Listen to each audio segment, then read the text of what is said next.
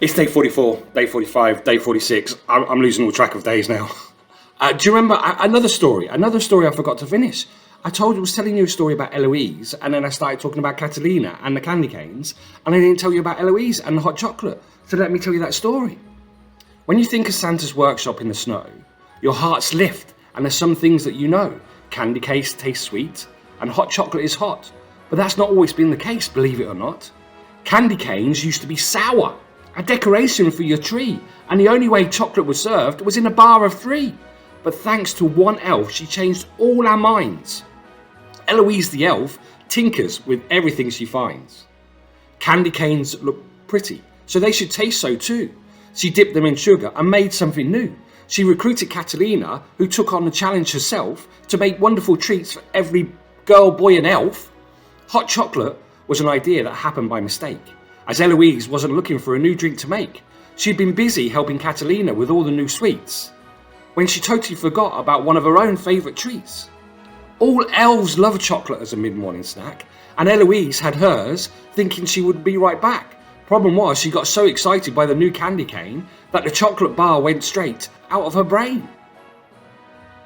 To add to the issue, there's one more thing you should know.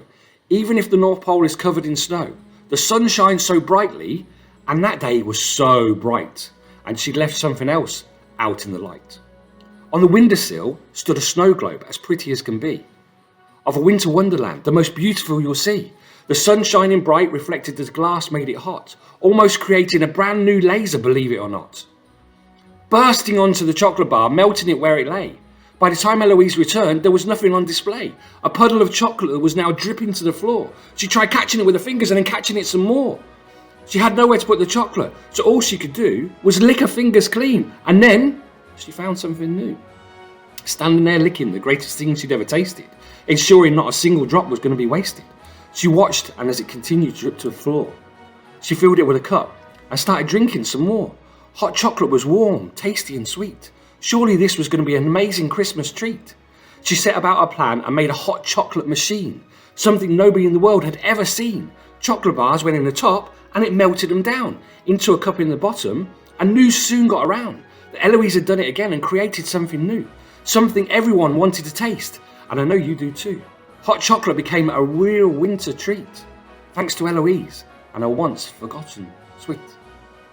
That's amazing, isn't it? Somebody who can turn something into something else, and especially something as lovely as hot chocolate with marshmallows and it's just the greatest thing in the world. I hope you're all going to have that this evening. If so, go and tell your mummy and daddy. All right, talk to you tomorrow.